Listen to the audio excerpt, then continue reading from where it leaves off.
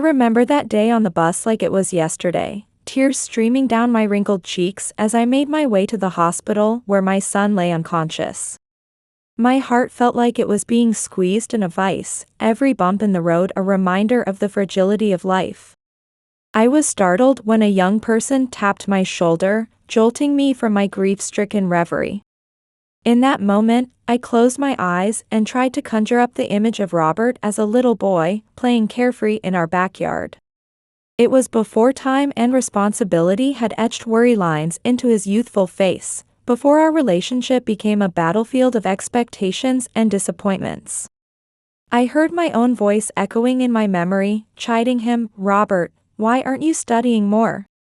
College won't wait for you, you know. The exams are coming up soon." I remember adjusting my glasses, my eyes scanning the books scattered across the living room table, a chaotic landscape that mirrored the tumultuous mind of my beloved teenager. Robert was there on the sofa, video game controller in hand, and I could see the weight of my concern pressing down on him like an invisible burden. My worry was a double-edged sword, I realize now, a shield of good intentions that both protected and suffocated him. He tried to reason with me, his voice tinged with frustration. "Mom, I've been studying all morning. I just need a little time to relax. All my friends are taking breaks too." I can still hear the plea in his words, a desperate attempt to find understanding in the minefield of my expectations. I moved closer to him, my eyes locked with his, and I said, "I just want what's best for you, Robert. You know that, don't you?" Our communication was like a fragile bridge spanning a chasm of misunderstanding, teetering on the brink of collapse with each word. I reached out to touch his shoulder, a gesture meant to comfort, but he flinched involuntarily. That small recoil felt like a dagger to my heart, a physical manifestation of the emotional distance growing between us. I told him, my voice thick with emotion, "One day, when you're a doctor or an engineer, you'll be grateful for a mother who kept you on the right path." A week later, our kitchen became the stage for another heated argument, this time about Robert's choice of friends. I can still feel the tension in my hands as I chopped vegetables with unnecessary force, each slice punctuating my words like a judge's gavel. "I don't trust that friend of yours, Aaron. He doesn't seem like a good influence. Why can't you spend more time with the Lopez boy? He's studying to become a lawyer, you know," I said, my voice sharp with disapproval. Robert's response was immediate and defensive. "Mom, Aaron is my best friend. He understands me. He doesn't try to judge me all the time. Can't you see that?" I looked at him then, and for the first time, I let him see the fear in my eyes, the vulnerability I usually kept hidden. "I understand, Robert. I know the world can be a harsh place. That's why I worry about you getting hurt. It's my job," I said, turning back to the vegetables. The kitchen light glinted off the knife, and I felt a single tear roll down my cheek. In a whisper so soft it was almost inaudible, I voiced my deepest fear: maybe he really does hate me. Looking back now, I realize how much pain and love were tangled up in those moments, how desperately I wanted to protect him from a world I found so frightening. Robert's response was quiet, filled with a sadness that seemed too profound for his young age. He told me he loved me, but that my behavior was suffocating him. He said he wanted me to believe he could make the right choices on his own. In that moment, as our eyes met, the world outside our kitchen vanished, leaving only the raw truth between us. It was like a fragile thread, stretched taut with love and fear, barely holding us together. As his words hung in the air, I felt a sharp pain in my heart. It was a complex mix of emotions, love, fear, and the dawning realization that my excessive worrying might be pushing Robert away. I knew I needed to change something, but I wasn't sure if I could, or if there was enough time to repair the damage I'd already done. That afternoon, Aaron breezed into our lives as if he sensed he was needed. I heard his knock at the door and plastered on a tense smile as I opened it. jealousy and worry churned just beneath my skin. I managed to keep my voice steady as I greeted him and directed him to the backyard where Robert was. As Aaron passed by, a different scent filled our living room, the aroma of freedom and youth. I closed the door behind him, my mind swirling with anxious thoughts. I couldn't understand why Robert wasn't influenced by the people I approved of. Why did he always choose people like Aaron, who seemed to be planning some grand adventure? I knew it was unfair to judge Aaron so harshly, but I couldn't shake the fear that his influence was somehow stealing my son away from me. It was a fear that gnawed at me, as persistent as the ticking of the old grandfather clock in our hallway. I felt like I was losing my grip on Robert, watching him slip away like sand through my fingers. Part of me wanted to rush out there and intervene, to assert my authority as his mother. But another part, a small voice growing louder, whispered that maybe this was exactly what Robert needed, space to grow, to make his own choices. I found myself standing at the kitchen window, watching Robert and Aaron in the backyard. They were laughing, carefree in a way I hadn't seen Robert in months. It was a bittersweet sight, joy at seeing my son happy, mixed with the pain of realizing I wasn't the source of that happiness.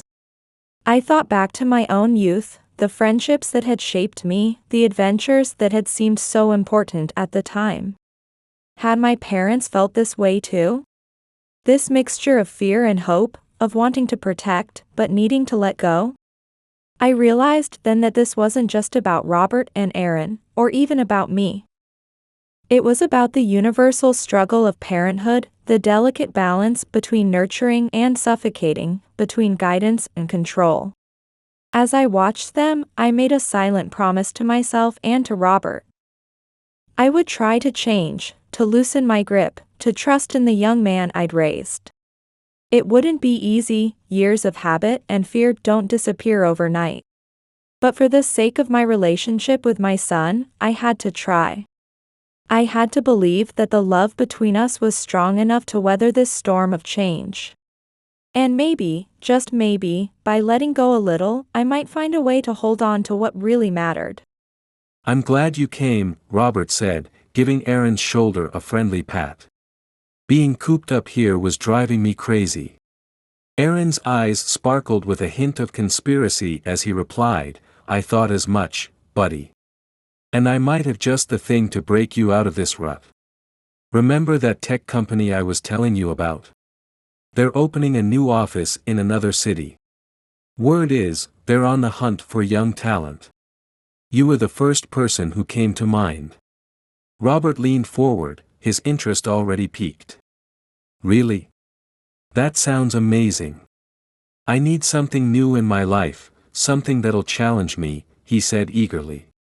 The idea of escaping his small town and his mother's stifling control felt like a breath of fresh air to Robert. It was as if a window had suddenly been thrown open in a stuffy room, letting in a gust of possibility. For Robert, this opportunity wasn't just about a job, it was about freedom, about the chance to spread his wings and fly. He could almost taste the excitement, like the first sip of coffee on a crisp morning. Aaron watched his friend's reaction with a mixture of excitement and concern. He knew how much Robert needed this chance, but he also understood the complications it might bring. "They're looking for someone who can start soon," Aaron continued, his voice lowered as if sharing a secret. "It's a cutting-edge place, focusing on innovative electronics. They want creative thinkers, people who can think outside the box. Sounds like you, doesn't it?" Robert nodded, his mind already racing with possibilities. He could see himself in a bustling city, surrounded by like-minded individuals, finally able to put his ideas into action. It was a far cry from the quiet streets of his hometown, where everyone knew everyone else's business and change came at a glacial pace. "What about housing?" Robert asked, the practical side of his brain kicking in. "And training? I mean, I know my stuff, but this sounds like a whole new level." Aaron grinned, pleased to see his friend engaging with the idea. "They've got it all covered, man. There's a relocation package that includes housing support for the first 6 months. And they have a program to help you settle into the city. As Aaron spoke, providing more details, Robert felt a mix of excitement and trepidation. This was exactly what he had been dreaming of, a chance to prove himself, to be more than just Jennifer's son. But he also felt a pang of guilt, knowing how his mother would react to the news. Robert stood up looking out at the familiar backyard where he had spent countless hours as a child. He could almost see his younger self playing there, blissfully unaware of the challenges and decisions that lay ahead. "This could be the start of something new for me, Aaron," Robert said, his voice filled with a mixture of hope and uncertainty. "A chance to be who I really am, you know." Aaron nodded, understanding the weight of the moment. "I'm here for you, whatever you decide, Rob. You've got what it takes to succeed in this new challenge. Your mom will understand, eventually." As the afternoon sun cast long shadows across the backyard, Robert felt like he was standing on the edge of a cliff about to dive into the unknown. It was terrifying and exhilarating all at once, like the moment before a roller coaster plunges down its first big drop. He knew that whatever decision he made would change the course of his life forever. And as he stood there, caught between the comfort of the familiar and the allure of the unknown, Robert realized that this was what growing up was all about. It was about making tough choices, about having the courage to chase your dreams, even when it meant leaving behind everything you've ever known. I stood by the kitchen window, feeling a stab in my gut every time Robert mentioned another city. Images of my lonely, vulnerable son in an unfamiliar place flashed through my mind. Was he really planning to leave? The fear of being left behind, all alone, gripped me like a vice. I could hear Aaron encouraging Robert, telling him he'd be perfect for the job. He said they were looking for someone who wasn't afraid to take risks, someone who could think outside the box. This was Robert's chance to do something big, to create something of his own, Aaron told him. I heard Robert sigh, and I could almost feel the mix of dreams and doubts in that single breath. He said he needed time to think, and that he'd have to talk to me, though he didn't think I'd like the idea. My heart clenched as I eavesdropped from behind the door. Why couldn't he stay here? Why wasn't I enough? But deep down, a small voice whispered that maybe holding Robert so close was stunting his growth. As night fell and Aaron finally said goodbye, Robert came into the living room where I was. Our eyes met, and a heavy silence fell between us. He told me he had something to talk about a job opportunity in another city. I took a deep breath, already bracing myself for this conversation. I admitted that I'd unfortunately overheard their entire conversation. My voice sounded weak, even to my own ears. I told him he was too young, that at just 18, moving to another city was dangerous. As I walked to the kitchen, Robert followed me. He sat at the dining table, staring blankly as I prepared dinner. The unspoken tension between us was palpable. Robert hesitantly explained that it wasn't really about the job. He said he wanted to feel free, that he felt trapped here, caught in my expectations for years. My hands trembled slightly as I paused over the coffee pot. I knew this conversation was inevitable, but his words still cut deep. I promised him I would try to change, to give him more freedom. But I couldn't help adding that I just wanted to protect him. My words were sincere, but I could see Robert struggling to believe that years of suffocating love could really change. He said he understood and was grateful, but he wanted to live on his own, to understand who he was without my protection. As he spoke, his eyes searched mine, looking for a sign that I understood his need. I felt torn between my instinct to protect and the realization that I might be holding him back.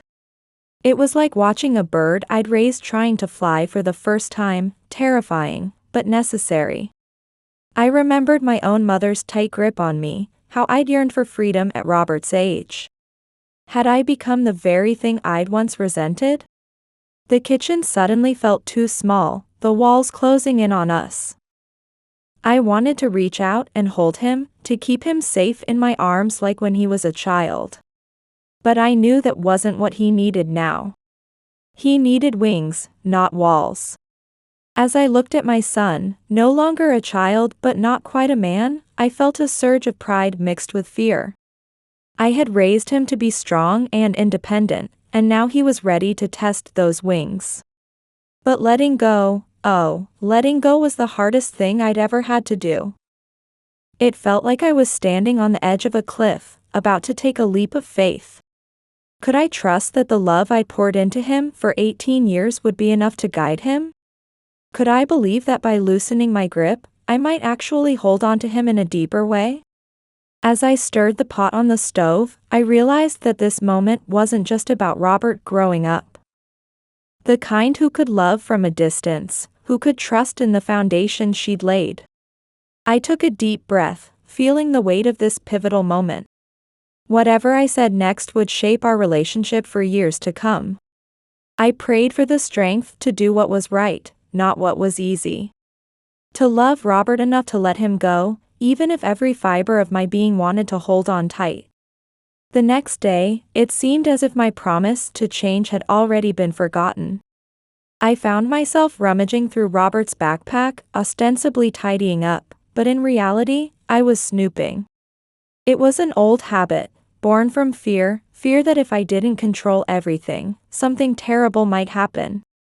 Suddenly, I heard Robert's voice, filled with anger, asking what I was doing. He reminded me of our promise to respect his space more. I froze, caught red-handed with his t-shirt in my grip, words failing me.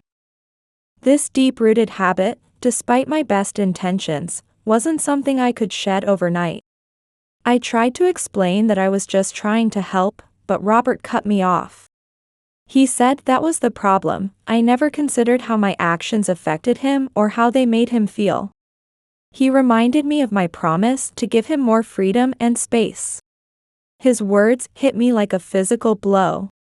I wanted to change, I truly did, but how could I alter years of behavior in just one night? Tears welled up in my eyes as I stammered out an apology, but Robert was already walking away. His face was set with determination as he announced he was going to apply for that job. He said he needed it, needed to see if he could be independent. As I watched him leave the kitchen, his footsteps echoed like the drumbeat of an inevitable future. I understood that he had to go. It was the only way he might someday return to me, not as my little boy, but as the man he was destined to become. With a heavy heart, I whispered to the empty room, hoping Robert would find what he was looking for. Deep down, though, I didn't really believe he'd seriously pursue that job. Surely this is just a phase, I thought to myself. He'll forget about it soon, and everything will go back to normal. I retreated to my room, gently closing the door behind me. As I slowly walked to the window, I watched the sunset paint the sky in soft oranges and purples. Does my son really hate me? I murmured, feeling anxiety build in my chest. I wondered how I could show him that everything I'd done was out of love. The room fell silent, echoing only with the painful voice of a mother, fearing the loss of connection with her son. I felt like I was standing on the edge of a cliff, watching my little boy spread his wings to fly. Part of me wanted to reach out and grab him, to keep him safe in the nest I'd built. But another part knew that if I did, I'd clip those wings forever. The thought of letting go terrified me more than anything I'd ever faced. It was like trying to hold on to water. The tighter I gripped, the more it slipped through my fingers. I thought of all the times I'd checked his backpack, read his texts, questioned his every move. Each action had been driven by love, by a desperate need to protect him from a world that seemed so dangerous. But in trying to shield him, had I become the very thing he needed protection from? The weight of my mistakes pressed down on me, heavy as lead. I wanted to run after Robert, to promise him again that I'd change, that I'd do better. But would he believe me this time? Could I even believe myself? Change doesn't happen overnight, no matter how much we wish it would. As the last light faded from the sky, I made a silent vow. If Robert did leave, and oh, how I hoped he wouldn't, I'd use that time to work on myself. To learn how to love without suffocating, to support without controlling. Because the alternative, losing my son forever, was unthinkable. I had to believe it wasn't too late, that the bond between us was strong enough to weather this storm. As I turned away from the window, I whispered a prayer into the gathering darkness. Please, I begged, though I wasn't sure who I was asking, please let me be the mother he needs, not just the mother I think I should be. The room seemed to hold its breath, waiting to see if I could live up to my own challenge. Meanwhile, in the adjacent room, Robert sat before his computer, the screen's glow illuminating his thoughtful expression. He wrestled with conflicting emotions, torn between his love for his mother and his burning desire for independence. Taking a deep breath, he opened an application to contact Aaron. Aaron was online and quickly responded, urging Robert to make a decision soon about the job opportunity, warning that it might not be available for long. Robert's fingers flew across the keyboard, conveying his urgency. He explained that he had spoken with his mother, and while it wasn't easy, she was trying to understand. Robert then asked Aaron if he had gathered more information about the position. Aaron promptly replied with words of encouragement and details about the job. He had researched everything, anticipating Robert's interest. Robert expressed his gratitude, acknowledging that he couldn't have gotten this far without Aaron's help. His words were a mix of excitement and nervousness as he realized this could be the start of something new for him. Aaron, smiling on the other end of the screen, was genuinely happy for his friend. He assured Robert of his continued support and expressed confidence in Robert's ability to succeed in this new challenge. Aaron advised Robert to have a proper conversation with his mother before making any moves. As the conversation ended, Robert felt a sense of optimism. He shut down his computer and headed to bed, his mind racing with thoughts about the step he was about to take. Staring at the ceiling, he tried to summon courage, reminding himself that this was for his own good and, ultimately, for his mother's benefit too. With these thoughts, Robert finally drifted off to sleep, his dreams filled with the possibilities that awaited him. As dawn broke and stores began to open, Robert awoke, still caught in the afterglow of yesterday's decision. He sat down at his computer, his hands trembling as he dialed the number Aaron had provided. This call could be the beginning of a new chapter in his life. Bridget, the company's manager, answered with an energetic voice that carried even through the phone. Robert introduced himself, explaining that a friend had told him about the position. Despite his youth, he expressed his keen interest in working for the company and asked if an interview would be possible. Bridget's response was immediate and enthusiastic. She had heard about Robert from Aaron and was pleased he had called. They were looking for someone who could start right away, and she suggested an interview for the very next day. Robert agreed without hesitation, his quick decision feeling almost like an escape, yet it was a new opportunity. Bridget set the interview for 10 a.m. at the office, expressing her excitement to meet Robert and see how he could contribute to their projects. After the call ended, Robert began packing, selecting clothes and documents for his trip and the interview. His thoughts raced as he folded a shirt with unnecessary force, realizing he was really doing this, leaving everything behind. The idea of leaving without saying goodbye to Jennifer pained him, but he knew facing her might weaken his resolve. In the early morning hours, Robert was ready. He quietly walked to Jennifer's room and watched her sleeping peacefully. Approaching her bed, he gently kissed her forehead. He whispered an apology, explaining that this was necessary for both of them and their relationship. He hoped she would understand and forgive him someday. Tears welled up in his eyes as he spoke. With a heavy heart, Robert grabbed his backpack and left the house. The walk to the bus stop felt like the longest of his life. Each step echoed in his heart like a hammer blow. He repeatedly told himself he was doing the right thing, but doubts crept in with every step. At the bus terminal, the bus was already prepared for departure. Robert handed over his ticket and took a window seat, watching as the morning sun began to illuminate the town. As the bus started moving, he allowed himself a moment to reflect. This was for him, he thought. He was growing, and this was part of the process. He loved his mother, and that love included loving himself enough to follow his own path.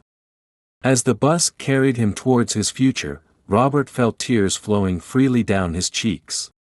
I woke up to an unusual silence that filled the house. The quietness seemed to carry a message I couldn't yet decipher. As I stepped out of my room, my heart started racing with anxiety when I noticed Robert's room was unnaturally tidy. Worry consumed me, and I immediately called Aaron, thinking he was the only one who might know where my son had gone so early. My voice trembled as I asked Aaron if he knew where Robert was. I could sense hesitation in Aaron's voice as he carefully began to speak. He told me that while he didn't know Robert was leaving so early, they had been discussing a job in another city, and he thought Robert might have gone for an interview. He added that Robert had taken a bus that morning. The news hit me like a sucker punch to the gut.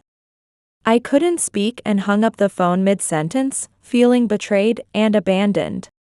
My hands shook as I held the phone, eventually dropping it to the floor. Thoughts raced through my mind, questioning why my son had left without a word, how he could abandon me like this. Pain and anger mixed within me, and I felt a surge of fury towards Aaron. I felt a rush of accusations against him that Aaron had planted the idea of escape in Robert's head. I walked to the living room where Robert and I had our last argument. The harsh words we exchanged echoed in my mind, and Robert's irritated expression now haunted me with cruel clarity. Sitting on the sofa, I stared at the spot where Robert often played video games or read books. Maybe I was too harsh then, I thought to myself. I realized my desire to protect him might have pushed him further away. All the decisions I made with the intention of protecting Robert might have felt like suffocating control to him. I whispered to myself, I only wanted what was best for him. I just wanted him to succeed. Tears welled up in my eyes as I looked around, noticing Robert's presence lingering in every corner of the house. Beyond sadness and worry, a new anger towards Aaron grew in my heart.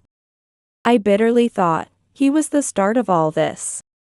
If it weren't for him, Robert would still be here, and we could have worked out our differences.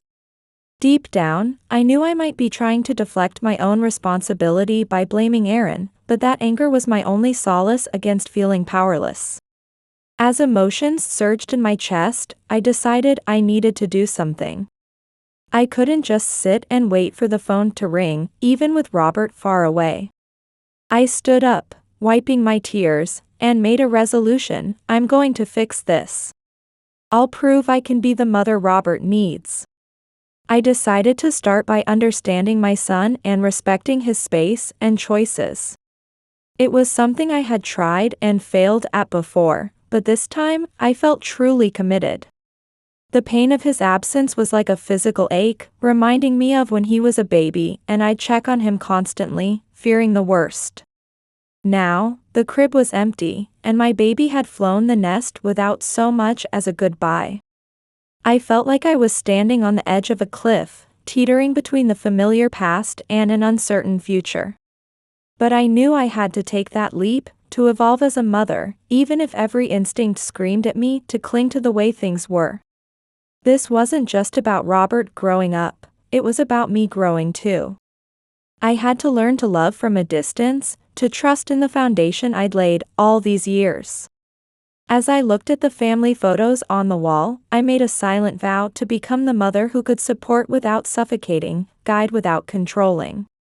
It wouldn't be easy, but for the sake of my relationship with my son, I had to try. Because the alternative, losing Robert forever, was a future I couldn't bear to imagine.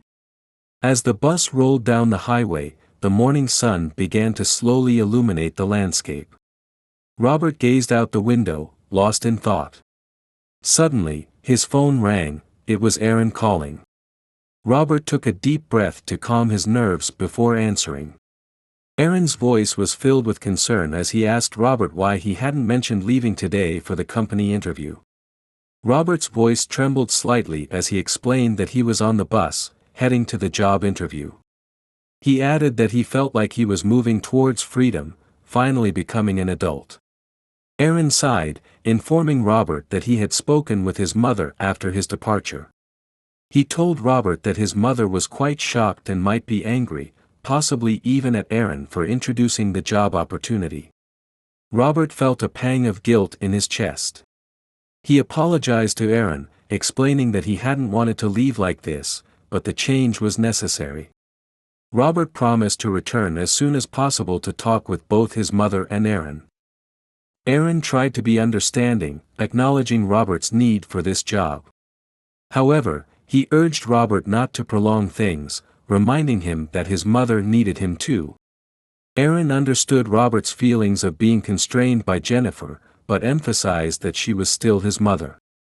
Robert, staring at his faint reflection in the window, agreed with Aaron's words. He expressed his desire to improve his relationship with his mother, admitting that he truly loved her, which made the situation painful. Robert explained that this time apart was necessary for both him and his mother. Suddenly, a metallic crashing sound came through the phone.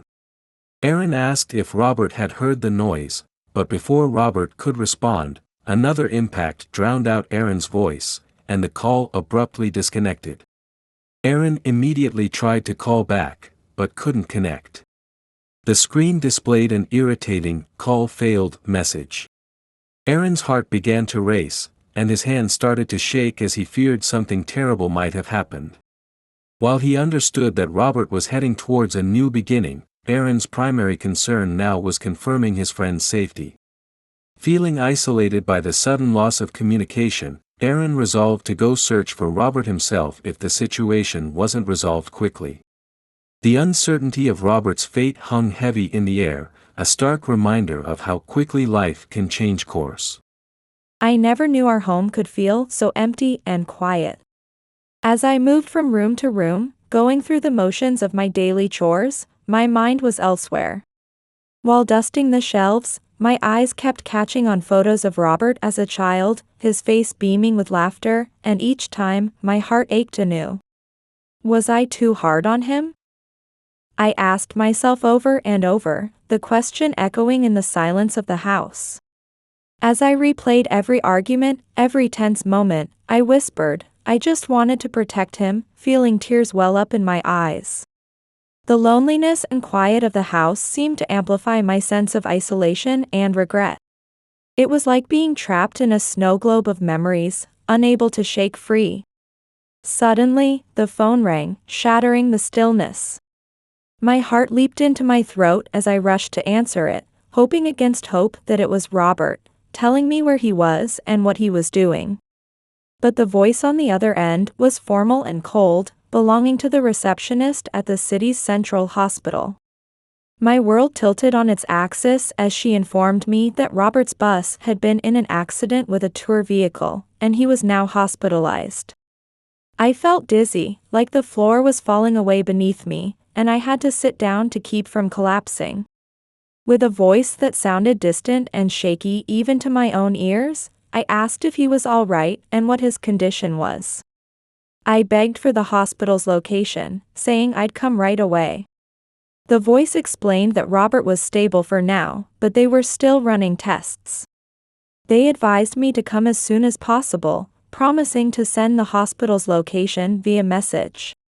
As soon as I hung up, I grabbed my bag and ran to the nearest bus terminal, my heart pounding in my chest. I bought a ticket for the bus to the city where Robert was hospitalized, the same city where he was supposed to have his interview. The bus wasn't leaving for 3 hours, and I felt like I was going to crawl out of my skin with worry and impatience. I sat on a bench in the waiting area, my hands shaking and my thoughts a jumbled mess. It was like being caught in a nightmare I couldn't wake up from.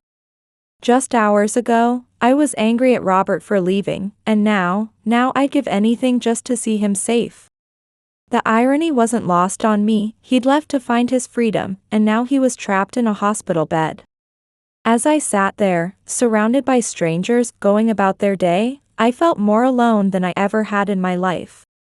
I closed my eyes, trying to will the bus to appear sooner, trying to send my love and strength to Robert across the miles. "Hold on, baby," I whispered, not caring if anyone heard me. "Mom's coming. Just hold on." As I sat in the bus terminal, waiting for my own bus, I couldn't help but wonder if Aaron and I would arrive at the hospital around the same time. Would we be able to support each other through this ordeal? The thought of not being alone in this gave me a small measure of comfort. It's a doozy of a situation, but knowing that Robert had such a loyal friend made me feel a little less scared. I closed my eyes and said a silent prayer of thanks for Aaron's presence in Robert's life. Maybe, just maybe, we could all get through this together. The wait for the bus to depart felt like an eternity to me. I sat in the bus terminal, watching people come and go, feeling like a ghost among the living. No one seemed to notice the emotional storm raging inside me, the fear and worry that threatened to consume me whole. I silently prayed, "Please, let him be all right," my lips barely moving as I formed the words. Each second ticked by with agonizing slowness, every minute seemed stretching out. I found myself thinking back to when Robert was a little boy, how I'd wait for him to come home from school, watching the clock with the same intensity. But this was different, oh so different. Back then, I knew he was safe, just delayed by a game with friends or a chat with a teacher. Now, uncertainty gnawed at me. I looked around at the other passengers waiting for their buses, wondering if any of them were carrying burdens as heavy as mine. Did that elderly gentleman clutching his briefcase have a sick spouse waiting for him?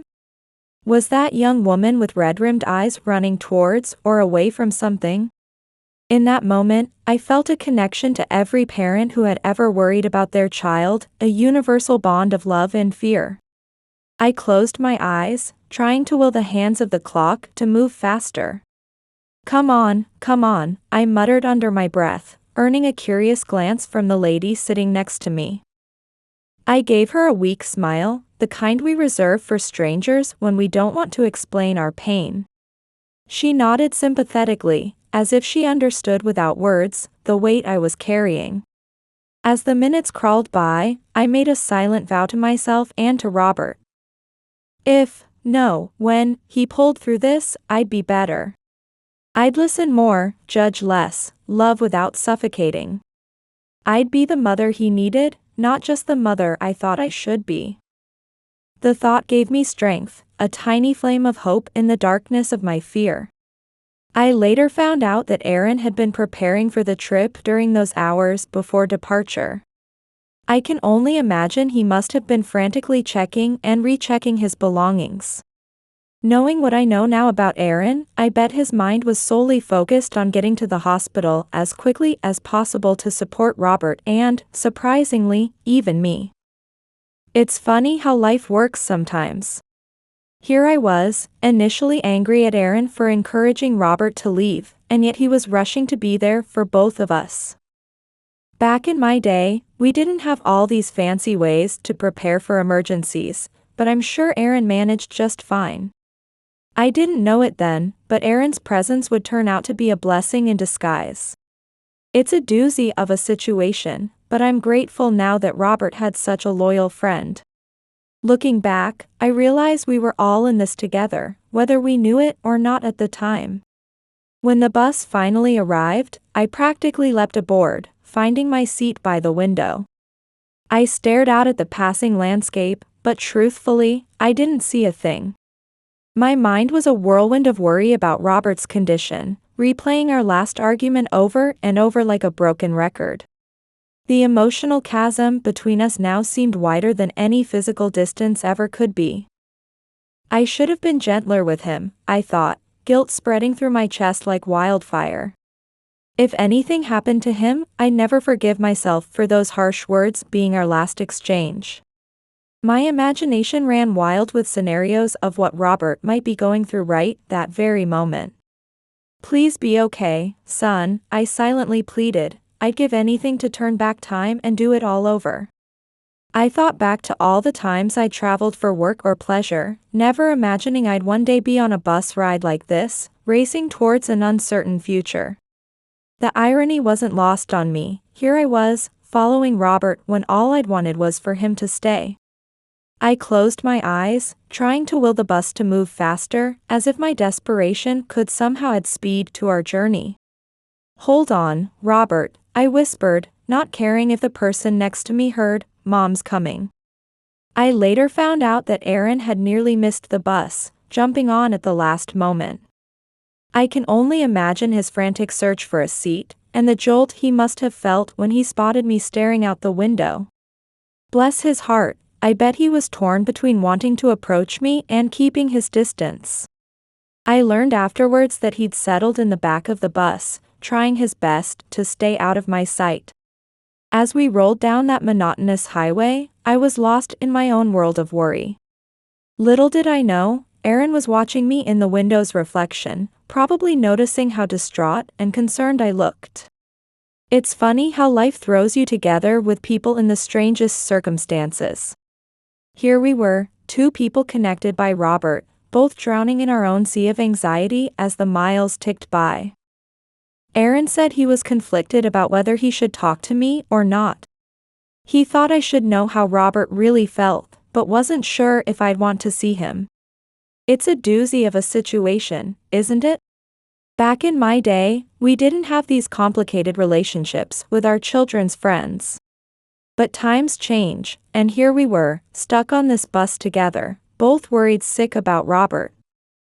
I didn't know it then, but Aaron was slowly making his way towards me, gathering his courage with each step. Looking back, I realize how much that moment would change everything. I was lost in my thoughts when I felt a gentle touch on my shoulder. I startled, but couldn't bring myself to look at who it was. Then I heard Aaron's voice, low and hesitant, asking if he could sit with me. He said he needed to talk about Robert. I turned to him, my face swollen from crying, surprised and initially resistant. I was tempted to refuse, but something in his expression told me he had news about my son. Reluctantly, I gestured to the empty seat beside me. As Aaron sat down, I could feel my own resistance, clear as day. I must have looked a mess, with sleepless nights and endless worry etched on my face. Aaron began speaking, his voice trembling. He told me that Robert truly cared about me, that just before the accident, Robert had called him. My son had expressed how much he missed home, especially me. Aaron assured me that Robert hadn't run away from me. I turned to face Aaron fully, my eyes a mix of surprise and pain. His words caught me off guard, crumbling the wall of sadness I'd built around my heart. Did he really say that? That he missed me and home? I whispered, afraid that speaking too loudly might break the spell.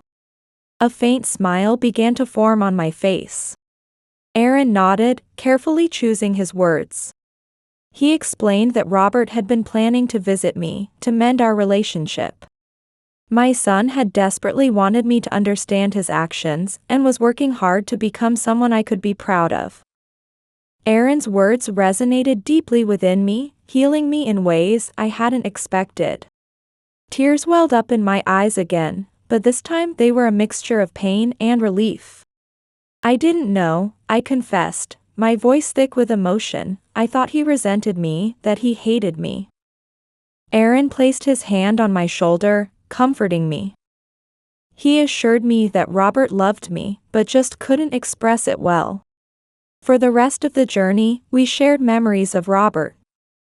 We laughed about his childhood antics and cried about the severity of the situation.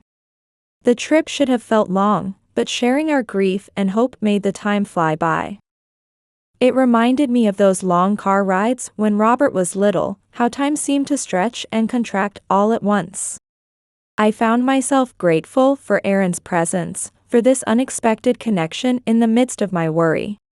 As the miles rolled by, I felt a glimmer of hope growing inside me. Maybe, just maybe, this wasn't the end of my relationship with Robert, but a new beginning. When we arrived at our destination, I felt a slight lightening of my heart. Sharing our stories had eased the emotional burden we both carried. We got off the bus together, united in our common purpose. I looked around the bus stop, suddenly realizing I'd lost the paper with the hospital's address. "Where's the hospital?" I asked, anxiety creeping back into my voice. Aaron, bless his heart, stepped up and suggested we take a taxi. As he headed towards the taxi stand, I felt a surge of gratitude. Here was this young man, doing his best to support me through this ordeal. We climbed into the taxi, both of us silently praying for Robert's safety. The shared thoughts we'd finally put into words gave us a small measure of comfort. At the hospital, a doctor greeted us with unexpected news. His face was serious and tired, his words heavy with gravity. He told us Robert was in critical condition, in the ICU where we couldn't visit him. My world tilted on its axis at those words. Aaron and I found seats in the waiting room, surrounded by others carrying their own burdens of worry. We sat side by side, not saying much, but drawing comfort from each other's presence. My hands were shaking as I turned to Aaron. "I want to do right by Robert," I said, my voice trembling. "How can I be a good mother to him? How can I respect his decisions without suffocating him?" Aaron looked at me, and I could see he understood my pain and my genuine desire to change. He told me I was already a wonderful mother, that Robert knew how much I loved him. But he reminded me that Robert was 18 already, an adult. Maybe, he suggested, it was time to let Robert make more of his own decisions. His words lit a small flame of hope in my heart. Aaron continued, saying I needed to give Robert the chance to show he could be independent. It wasn't about abandoning him, but being there as a guide. I nodded slowly, remembering all the times Robert had pleaded for independence. "I understand," I said. "Maybe I've been afraid of his growth because it means I have to change too. My son is an adult now, and he needs space to be himself." Aaron gently placed his hand on mine. He told me it was normal to be scared, but the fact that I was here, wanting to change, was proof I was already finding new ways to love Robert. His words, and the new perspective our conversation had given me, filled me with a cautious courage. I felt like I was standing at the edge of a new chapter, terrified but determined to turn the page. I looked around and noticed other families and friends supporting each other. It hit me then, I wasn't alone in this. I turned to Aaron, my voice filled with newfound determination, and thanked him. I promised to do whatever it took to become the mother Robert needed, no matter how challenging it might be. This resolve gave me strength, and I felt my spine straighten just a bit as I faced the future. I knew then that my love for my son was powerful enough to overcome fear and embrace change. Aaron and I spent long, tense hours, waiting for news about Robert's condition. As we talked, I felt my perception of Aaron gradually shifting.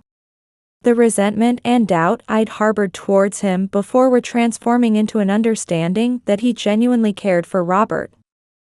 After what felt like an eternity, though the clock showed only 3 hours had passed, the doctor finally returned. The relief on his face filled my heart with hope.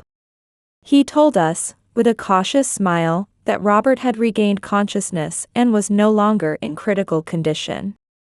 He explained that while Robert still needed observation, he was stable and we could see him. I covered my face with my hands, this time shedding tears of gratitude and relief. I expressed my joy at Robert's recovery and my eagerness to see him immediately. Aaron shared in my happiness as we followed the doctor down the hospital corridor, our hearts pounding with anticipation. As we approached Robert's room, I took a deep breath, preparing myself for our reunion. Aaron gave me an encouraging look as we paused at the doorway. This was the moment I'd see my son for the first time since the accident. Entering the room, my heart clenched. Robert lay in the hospital bed, his face pale, but he was conscious and seemed relieved to see us. For a moment, we just stared at each other in silence, only our sighs breaking the quiet. Then, carefully, I embraced my son and let my tears flow freely, tears not just of worry now, but of thankfulness for his safety. "Robert, my boy," I said, my voice trembling as I held his hand tightly. I told him how worried I'd been, how anxious, and how overjoyed I was to finally see him. Robert squeezed my hand back, apologizing for causing so much worry. He explained that he just wanted to prove himself capable, but now realized there was no need to rush. I wiped my tears and smiled, assuring him that I understood and loved him. I promised to support him from now on, acknowledging that it had been difficult before, but that I was ready to change. Robert smiled, a faint grin spreading across his face. He told me he had always loved me too, even when it felt like we were in different worlds. His expression of love was a crucial step in mending our relationship. I could see Aaron watching us from the corner, looking relieved that Robert and I were finally beginning to understand each other. I knew he was hoping our relationship would be rebuilt on a new foundation. Aaron excused himself, saying he'd give us some time alone. He told Robert how glad he was that he was safe, and Robert smiled in response as Aaron left the room. Robert and I spent some time talking, promising to communicate more frequently and openly in the future. We made plans for Robert to call weekly about his new job and life in the city, and I promised to visit him as often as I could. Robert also decided he'd come home for important holidays to maintain strong family ties. He promised to make an effort to be more involved in my life, even if we weren't living under the same roof. He wanted to keep me informed about everything, wanting me to be part of his life. I felt immense relief and joy, agreeing wholeheartedly. I promised to be less controlling, to be more of an advisor than a guardian. I told Robert the first believed in him and that I'd always be there if he needed me. After weeks of worry and waiting, Robert finally recovered enough for us to celebrate. We threw a small party at home, not just to celebrate his health, but also to mark a new beginning in our family relationships. Aaron, who had been such a support during the crisis, was invited too. His presence was a testament to how important he'd become to both Robert and me. Our home was cheerfully decorated, filled with a warm, celebratory atmosphere. Close friends and family gathered, bringing potluck dishes, and the house was alive with laughter and conversation. For the first time in weeks, I found myself smiling as I moved among the guests, grateful to have my son home and surrounded by love. When it came time for speeches, Robert stood up, leaning slightly on his crutches, his face glowing with health and happiness. He looked around the room, his eyes lingering on each familiar face before settling on me and Aaron. With a steady voice full of emotion, he began to thank us. He told me how my hospital visits, prayers, and unwavering love had been his strength when he needed it most. To Aaron, he said that he was more than just a friend, he'd been the bridge that helped Robert and me understand each other. Without him, Robert wasn't sure we could have overcome this ordeal. I stood up, tears in my eyes, and embraced my son. "My boy," I said, "I've learned so much from you." In that moment, I realized how far we'd come and how much further we could go, together. That night was filled with promises for the future.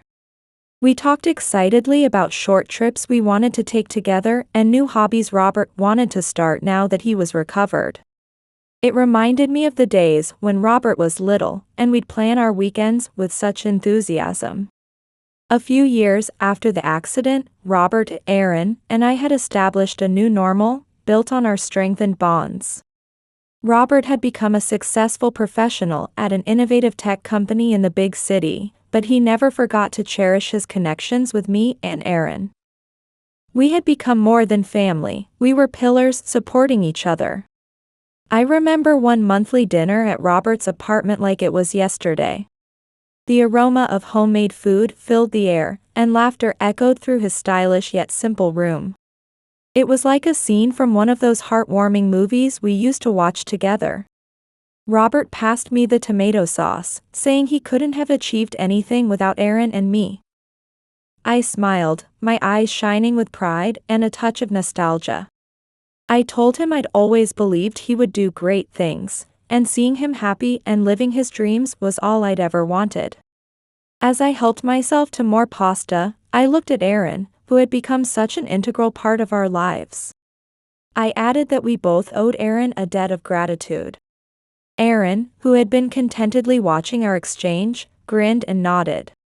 He joked that he'd just been supporting a friend, and he'd gladly keep coming if there was always delicious food waiting. It was just like Aaron to deflect praise with humor.